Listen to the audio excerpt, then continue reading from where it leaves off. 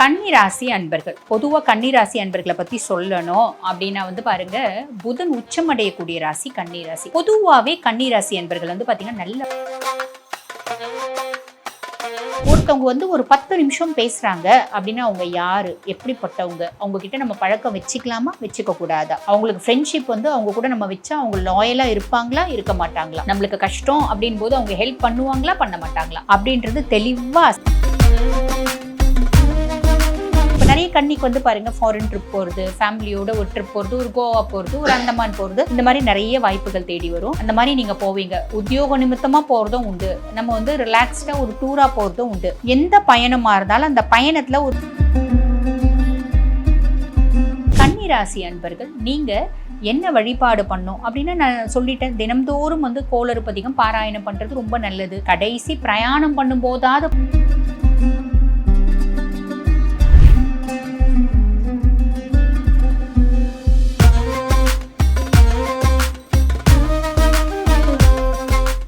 Real one ஆன்மீக நேயர்களுக்கு வணக்கம். நான் டாக்டர் தீபா லாலன். இன்னைக்கு நம்ம என்ன டாபிக் பற்றி டிஸ்கஸ் பண்ண போகிறோம் அப்படின்னா சனி பெயர்ச்சி பலன்கள் தாங்க பார்க்க போகிறோம். இந்த சனி பெயர்ச்சி எப்போ நடக்க போகுது அப்படின்னா 29 மார்ச் 2025 தோராயமாக 10 மணிக்கு மேலே சனி பகவான் கும்பத்திலேருந்து மீனத்துக்கு பயிற்சி ஆகிறார். அப்படி கும்பத்திலேருந்து மீனத்துக்கு பயிற்சி ஆகக்கூடிய சனியினால நிறைய ராசிகளுக்கு அபரிவிதமான நற்பலன்கள் அப்படின்றது கிடைக்கதான் போகுது. ஒரு சிலர் சந்தேகத்தில் கேட்குறாங்க, சனி பயிற்சியே இப்ப இல்லைன்னு சொல்றாங்களேம்மா, அது உண்மைதானா அப்படின்னு. பொதுவா பாருங்க, திருக்கணித பஞ்சாங்கம் அப்படின்றது இருக்கு, வாக்கிய பஞ்சாங்கம் அப்படின்றது இருக்கு. திருக்கணித பஞ்சாங்கம் பிரகாரம் 29 மார்ச் 2025 சனி பகவான் பயிற்சியாக போறார். புரியுதுங்களா?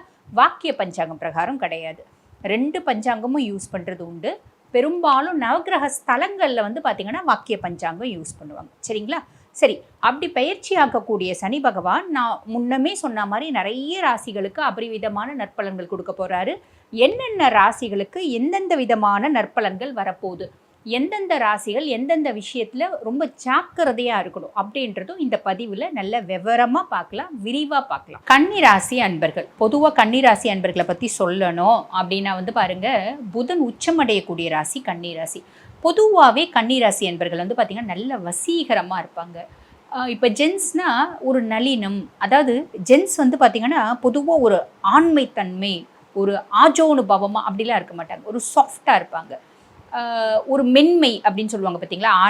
ஆண்மையிலும் ஒரு மென்மை, ஒரு நளினம், ஒரு நல்ல பேச்சு, ஒரு சாஃப்டான பிஹேவியர் இதெல்லாம் இருக்கும். லேடிஸாக இருக்காங்க அப்படின்னா கொஞ்சம் ஆளுமையான பிஹேவியர் இருக்கும். அதாவது அந்த ஆப்போசிட் ஜெண்டர்னோட ஒரு கேரக்டர் கொஞ்சம் மேனிஃபெஸ்ட் ஆகும் புதனுக்கு. அட் த சேம் டைம் பாருங்கள், அதாவது புதன் உச்சமடையக்கூடிய இந்த கன்னிக்கு அட் த சேம் டைம் பாருங்கள் நல்ல புத்திசாலிகள். புதன் உச்சம் அப்படின்னாலே, புதன் இல்லை அப்படின்னா கிரியேட்டிவ் ஃபீல்டே கிடையாதுங்க. இயல், இசை, நாடகம், கணக்கு, டிஜிட்டல் மீடியா இதெல்லாம் பார்த்தீங்கன்னா புதனோட ஆதிக்கம். அப்போ புதன் உச்சமடையக்கூடிய ராசி கன்னி அப்படின்றதுனால இந்த மாதிரி கேரக்டர்ஸ்லாம் நேச்சுரலாகவே இருக்கும். அப்படின்லாம் நல்ல எழுத்தாளர்கள், கவிஞர்கள், இந்த மாதிரி பல விஷயம் நம்ம புதனை பற்றி சொல்லலாம். அதே மாதிரி பாருங்க, இப்போ இந்த கன்னி ராசி அன்பர்களை பற்றி சொல்லணும் அப்படின்னா நிறைய கச்சன்னு பேச மாட்டாங்க. மிதுனம் புதன் ஆதிக்கம் இருந்தாலும் நல்லா பேசும். ஆனால் இவங்க நிறைய பேச மாட்டாங்க. இவங்க பாருங்க 1-2 வார்த்தைகள் தான் பேசுவாங்க. அந்த பேசுகிற வார்த்தைகளும் நெச்சுன்னு நங்கூரம் போடுற மாதிரி இருக்கும். அதாவது வெரி குட் அப்சர்வர்ஸ் அப்படின்னு சொல்லலாம். ஒருத்தவங்க ஒரு 10 நிமிஷம் பேசுறாங்க அப்படின்னா அவங்க யாரு, எப்படிப்பட்டவங்க, அவங்க கிட்ட நம்ம பழக்கம் வச்சுக்கலாமா வச்சுக்க கூடாதா, அவங்களுக்கு ஃப்ரெண்ட்ஷிப் அவங்க கூட நம்ம வச்சா அவங்க லாயலா இருப்பாங்களா இருக்க மாட்டாங்களா, நம்மளுக்கு கஷ்டம் அப்படின் போது அவங்க ஹெல்ப் பண்ணுவாங்களா பண்ண மாட்டாங்களா அப்படின்றது தெளிவா அசஸ் பண்ணிப்பாங்க. அசஸ் பண்ணி தான் ஃப்ரெண்டாவே இருப்பாங்க. அட் தி சேம் டைம் பாருங்க, அவங்க ஃப்ரெண்ட்ஷிப்ல ஒரு நேர்த்தி அப்படின்றது இருக்க தான் செய்யும். சரிங்களா? அப்படிப்பட்ட கன்னிராசி அன்பர்கள் பொதுவாக பாருங்க, மாற்றம் ஒன்றே மாறாதது அப்படின்னு யோசிக்கக்கூடியவங்க தான் கன்னி. அப்படிப்பட்ட கன்னிராசி அன்பர்கள் உங்களுக்கு சனி பயிற்சி பாருங்க 7ஆம் பாவம் மீனம். அப்ப கண்டக சனியா வராரு. பொதுவாக இந்த 7ஆம் பாவம் அப்படின்றத என்ன சொல்லுவாங்க அப்படின்னா கலத்திரஸ்தானம் அப்படின்னு சொல்லுவாங்க. இந்த கலத்திரஸ்தானம் அப்படின்றது ஹஸ்பண்ட் ஒய்ஃப் ரிலேஷன்ஷிப்பை குறிக்கக்கூடியது. இது ஹஸ்பண்ட் ஒய்ஃப் ரிலேஷன்ஷிப்பை மட்டும் குறிக்கக்கூடியது இல்லைங்க. நம்மளோட பிஸ்னஸ் பண்ணுறோம் அப்படின்னா பிஸ்னஸ் பார்ட்னர்ஸ்க்கும் நம்மளுக்கும் என்ன மாதிரி ஒரு ரிலேஷன்ஷிப் இருக்குது, டேர்ம்ஸ் அண்ட் கண்டிஷன்ஸ் எப்படி இருக்குது, ஃபேவராக இருக்கா ஃபேவரா இல்லையா, இதையும் சேர்த்து குறிக்கக்கூடியதான் இந்த 7ஆம் பாவம். ஆக சனி பார்த்தீங்கன்னா 7ஆம் பாவம் கண்டக சனியாக வர்றதுனால அவரோட பார்வை இருக்குங்க 1, 4, 9 இருக்கு. பொதுவாக 1 லக்னத்தை, அதாவது ஜென்மத்தை சனி பகவான் பார்க்கறதுனால என்ன ஆகும் அப்படின்னா, பொதுவாகவே சனி ஜென்மத்தை பார்க்குறாரு, சுயஸ்தானத்தை பார்க்குறாரு அப்படின்னும் போது ஸ்லக்கிஷ்னஸ், ஒரு மந்த நிலை அப்படின்றது நம்மளுக்கு வரும். பொதுவாக வந்து பாருங்க, கன்னி ஓடி ஓடி வேலை செய்யக்கூடியவங்க தான், இருந்தாலும் அந்த மந்த நிலை அப்படின்றது வரும். நம்மளுக்கு வந்து சும்மா இருந்தா நல்லா இருக்குங்க, சிவனேன்னு இருந்தா நல்லா இருக்கு, ரெஸ்ட் எடுத்தா நல்லா இருக்கு, பெருசா வந்து ஓடி ஓடி வேலை செய்யணும் அப்படின்றது பிடிக்க மாட்டேங்குது அப்படின்ற ஒரு சூழ்நிலையை சனி பகவான் உற்பத்தி பண்ணுவார். அதே மாதிரி 4ஆம் பாவம் சுக தாயார் ஸ்தானத்தை பார்க்கறதுனால அம்மானோட சப்போர்ட் குறையும், அம்மாவுக்கு உடல் ரீதியான உபாதைகள் இருக்கும். அதே மாதிரி நம்மளோட கம்ஃபர்ட் ஜோனை விட்டுட்டு நம்ம ஓடி ஓடி வேலை செய்யற மாதிரி இருக்கும். ஒன்றும் இல்லை, இது ஒரு உதாரணத்தோட சொல்றோம் அப்படின்னா, நம்ம வீட்டுக்கு பக்கத்துலேயே வந்து பாருங்க ஒரு ஆஃபீஸ் நம்ம ஒர்க் பண்ணிட்டு இருந்தோம். இப்போ நம்ம திடீர்னு தூக்கி ஒரு 100 கிலோமீட்டர் தள்ளி போட்டா, டெய்லி 100 கிலோமீட்டர் டிராவல் பண்ணிட்டு நான் வந்து வேலை செய்யறேன் அப்படின்ற மாதிரி நம்ம சுகத்தை வந்து கொஞ்சம் குறைச்சிட்டு நம்மளுக்கு வந்து வேலை செய்யற மாதிரி ஒரு சிச்சுவேஷன் கிரியேட் ஆகும். ஆனா தொழில எந்த பிரச்சனைகளும் வராது, பட் இருந்தாலும் இந்த மாதிரி ஒரு காம்ப்ளிகேஷன் வரும். அதே மாதிரி பாருங்க 9ஆம் பாவம் பாக்கியஸ்தானத்தை சனி பார்க்கறதுனால என்ன ஆகும் அப்படின்னா, நம்ம 100 ரூபாய்க்கு வேலை செய்யறோம் அப்படின்னு வச்சுக்கோங்களேன், நம்மளுக்கு ஒரு 80 ரூபாய் தான் கிடைக்கும். 20 ரூபாய் வேலை வந்து சும்மா வேஸ்டா போற மாதிரி இருக்கும். அதே மாதிரி நம்மளோட லக்கு நம்மளுக்கு குறைஞ்சிட்டா மாதிரி, நம்மளோட ஃபார்ச்சூன் நம்மளுக்கு குறைஞ்சிட்டா மாதிரி ஒரு விஷயம் இருக்கும். எந்த வேலை நம்ம செய்யறது அப்படின்னாலும் சட்டுன்னு நடந்துராது, அதுக்கு நம்ம கொஞ்சம் மெனக்கெடணும். மெனக்கெட்ட பின்னாடி தான் அந்த வேலை நடக்கிற மாதிரி இருக்கும். ஸோ இதெல்லாம் வந்து பார்த்தீங்கன்னா கன்னிக்கு வந்து கண்டக சனியாக இருக்கவர் செய்ய போகிறார். அதே மாதிரி கண்டக சனி அப்படின்னால 2 விஷயத்தில் கவனம் அப்படின்றது வேணுங்க. ஒன்று, எந்தெந்த விஷயத்தில் எச்சரிக்கையாக இருக்கணும் அப்படின்னா, ஒன்று ஆரோக்கியம் சார்ந்த கவனம் அப்படின்றது வேணும். அப்போ நம்மளுக்கு உடல் ரீதியான ஏதாவது உபாதைகள் இருக்குது அப்படின்னா, அந்த உடல் ரீதியான உபாதைகளை ப்ராப்பரான உணவு முறை, ப்ராப்பரான மெடிகேஷன்ஸ் எடுத்து கரெக்டாக நம்ம வந்து அதை வந்து நார்மல்சியில் வைக்கணும். இப்போ குணமாகக்கூடிய நோயாக இருந்தால் பரவாயில்ல. இப்போ ஒரு சிலது இருக்குது பார்த்தீங்களா, கொஞ்சம் ரொம்ப நாள் ஆகும். சைக்கோசோமேட்டிக் டிசார்டர்ஸ் இருக்குது, பிபி இருக்குது. அதாவது சைக்கோசோமேட்டிக் டிசார்டர்ஸ் அப்படின்னாலே நம்மளுக்கு வந்து ஃபஸ்ட்டு அதில் சக்கரை வந்துடும், பிபி வந்துடும். இப்போ சக்கரெல்லாம் ரொம்ப அன்கண்ட்ரோல்டாக இருக்குன்னா ரீனல் பெத்தாலஜி போய்டும். இந்த மாதிரி விஷயங்களை நம்ம அதிகம் கவனம் அப்படின்றது செலுத்தணும். புரியுதுங்களா?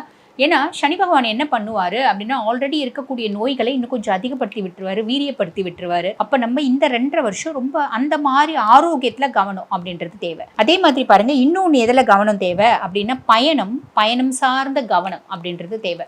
நம்ம எங்கன்னா ட்ராவல் பண்ணுறோம். இப்போ நிறைய கன்னிக்கு வந்து பாருங்கள், ஃபாரின் ட்ரிப் போகிறது, ஃபேமிலியோட ஒரு ட்ரிப் போகிறது, ஒரு கோவா போகிறது, ஒரு அந்தமான் போகிறது, இந்த மாதிரி நிறைய வாய்ப்புகள் தேடி வரும். அந்த மாதிரி நீங்கள் போவீங்க. உத்தியோக நிமித்தமாக போகிறதும் உண்டு, நம்ம வந்து ரிலாக்ஸ்டாக ஒரு டூராக போகிறதும் உண்டு. எந்த பயணமாக இருந்தாலும் அந்த பயணத்தில் ஒரு கவனம் அப்படின்றது தேவை. அப்போ நம்ம என்ன பண்ணணும் அப்படின்னா, நம்ம வெளியே போகாமல் இருக்க முடியாது இல்லைங்களா. நான் டெய்லி 100 கிலோமீட்டர் வேலைக்கு ட்ராவல் பண்ணி போகிறேங்க, அப்போ டெய்லி நான் பயணம் பண்ணுறமே என்ன பண்ணுறது அப்படின்னு கேட்டால் ஒன்றும் பிரச்சனை இல்லைங்க. அதுக்குன்னு இருக்குது ஒரு சிறந்த பரிகாரம். அது என்ன அப்படின்னா, பயன் தரும் பதிகங்கள் அப்படின்னு பரமேஸ்வரனோட நிறைய பதிகங்கள் இருக்குது. அதில் முக்கியமானது வந்து பார்த்திங்கன்னா, பொதுவாகவே பரமேஸ்வரனோட எல்லா பதிகங்களும் பயன் தராமல் போகாது, இருந்தாலும் சொல்கிறேன். இதில் வந்து பாருங்கள், கோளறு பதிகம் அப்படின்னு ஒன்று இருக்குது. இந்த வேயுரு தோழிபங்கன் விடமுண்ட கண்டன் மிக நல்ல வீணை தடவி மாசரு திங்கள் கங்கை முடிமேல் அணிந்து என் உளமே புகுந்தாதனா ஞாயிறு திங்கள் செவ்வாய் புதன் வியாழன் வெள்ளி சனிப்பாம்பு 2 உடனே ஆசரு நல்ல நல்ல அவை நல்ல நல்ல அடியார் அவருக்கு மிகவே. இந்த மாதிரி அழகான எளிமையான தமிழில் இருக்கும். இதை தினம்தோறும் பாராயணம் பண்ணிட்டு கன்னி உங்களோட வேலையை நீங்கள் செய்யலாம். உங்களோட வேலையை நீங்கள் செய்யும்போது எந்த பிரச்சனைகளும் வராது. இப்போ நிறைய பேர் என்ன சொல்லுவாங்க, நான் வந்து வண்டியெல்லாம் சூப்பராக ஓட்டுவேங்க, அப்போ எப்படி பயணத்தில் எனக்கு பிரச்சனை வரும் அப்படின்னா, நம்ம வந்து வண்டி நல்லா சூப்பராக தாங்க ஓட்டுவோம், அதில் நம்ம எந்த விதமான ஒரு சந்தேகமும் வேண்டாம். ஆனால் ரோட்டில் நம்ம மட்டுமா இருக்கோம், ரோட்டில் எத்தனையோ இடியட்ஸ் இருக்காங்க இல்லைங்களா. ஒன்றும் இல்லைங்க, ஒரு பிள்ளை சும்மா வண்டி கார் ஓட்ட கற்றுக்கும், நேராக வந்து உங்கள் வண்டி மேலே ஊதிச்சுன்னா என்ன பண்ணுறது? ஒரு பிள்ளை சைக்கிள் ஓட்ட கற்றுக்கும், நேராக வந்து நம்ம காரில் மோதிச்சுன்னா நம்ம என்ன பண்ண முடியும்? அந்த சின்ன பிள்ளையா இருக்குது, சைக்கிள் ஓட்ட இப்போ தான் கற்றுக்குது, இப்போ தான் கார் ஓட்ட கற்றுக்குதுன்னா பிள்ளைங்களை நம்ம திட்டவும் முடியாது இல்லையா. நீங்கள் தாங்க பார்த்து வரணும். 4 பேர் ரோட்டில் பேச தான் செய்வாங்க. நேரம் நல்லா இருக்குது அப்படின்னா நம்மளுக்கு சப்போர்ட்டாக 4 பேர் பேசுவாங்க. நேரம் சரியில்லைன்னா சும்மா போகிறவங்க கூட வந்து நம்மளை திட்டிட்டு போவான், நம்மளை ஏசிட்டு போவோம். அந்த மாதிரி ஒரு காலகட்டம் இந்த காலகட்டம். ஆக இந்த 2 விஷயத்தில் மட்டும் கவனம் அப்படின்றது வச்சுக்கோங்க. மற்றபடி பெருசாக நம்ம யோசிக்கணும் அப்படின்றதில்ல. குரு பகவான் நிறைய நல்லது செய்வார். ஏன்னா குரு வந்து தொழில் குருவாக வராரு. தொழில் குரு ஒரு வருஷம் நிறைய நல்லது செய்வார். ஸோ தொழிலில் எந்த விதமான பிரச்சனைகளும் வராது, குடும்பத்தில் பெரிய லெவலில் எந்த விதமான பஞ்சாயத்தும் வராது, கவலைப்பட வேண்டியதில்லை. இந்த 2 விஷயத்தில் மட்டும் கவனம் அப்படின்றது தான் போதுமானது அப்படின்னு சொல்லலாம். அதே மாதிரி கன்னி ராசி அன்பர்கள், நீங்கள் என்ன வழிபாடு பண்ணணும் அப்படின்னா, நான் சொல்லிட்டேன், தினம்தோறும் வந்து கோளறு பதிகம் பாராயணம் பண்ணுறது ரொம்ப நல்லது. கடைசி பிரயாணம் பண்ணும்போதாவது பாராயணம் பண்ணுறது நல்லது இல்லையா. மாதத்துக்கு ஒரு நாள் நம்ம வந்து பாருங்கள், ஒரு சிவஸ்தலத்துக்கு போயிட்டு, எந்த சிவஸ்தலமாக இருந்தாலும் சிவனை வழிபாடு பண்ணிட்டு வர்றது அதி அற்புதமான பலன்களை கொடுக்கும். வாழ்த்துக்கள்.